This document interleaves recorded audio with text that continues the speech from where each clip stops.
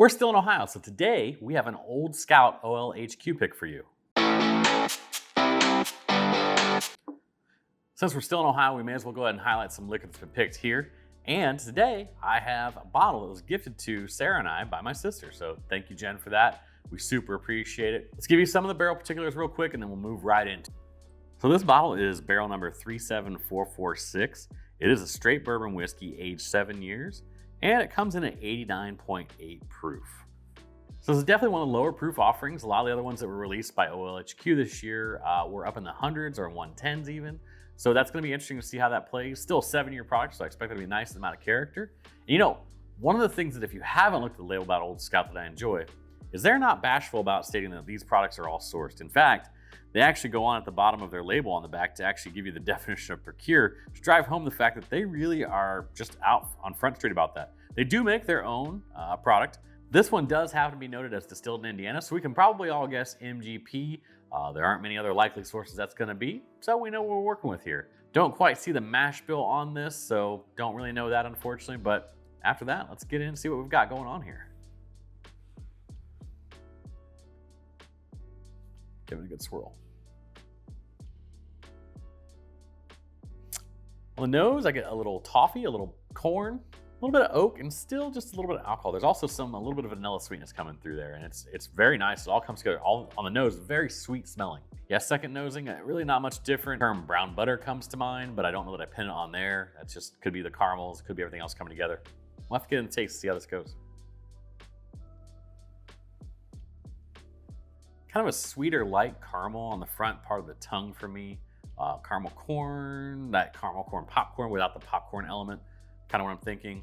Really kind of dissipates pretty quickly on the tongue. Only gets to the mid palate where there is a little bit of spiciness actually. So there is definitely some rye character in here, which we would suspect. I don't believe it's a high rye though. It's hard to tell with how much it's been diluted. I have to guess from the original proof when it came out of the barrel. That is again as a guess. I can't confirm that for you, but based off the other releases they have, it seems to be a pretty reasonable guess. Let's try a second sip. Getting a little more of that toffee, maybe even like a burnt toffee. Not in a bad way. Like I don't want you to think like charred or anything like that, but just really coming together. Again, not a long finish, kind of dies out mid to back palate. Nothing really in the chest. Overall, so far an enjoyable pour. We'll take a last sip and then wrap up with some thoughts. As I get into a third sip, there's still not much past the mid to back end of the palate. A little bit of oak starting to come around as your palate gets coated. Pretty enjoyable in all honesty, but for a 7-year product, I think it is lacking a little bit in mouthfeel, and that could just be because they diluted it down so far.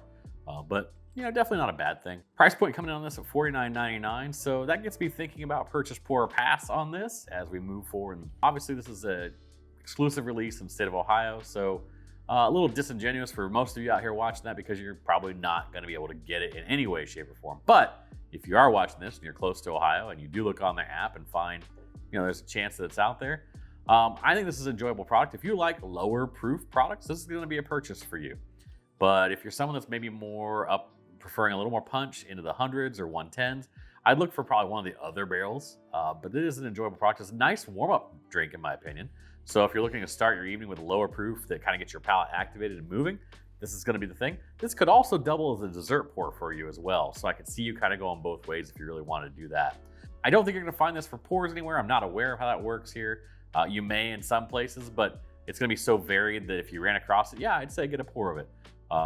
In terms of how you feel about Old Scout, that's going to determine whether I think you should pass or not. My feelings on Old Scout is it's such a unique experience because they're so forward, as I mentioned earlier about saying they source everything they do for the most part, although they do have their own distillate at the distillery in West Virginia.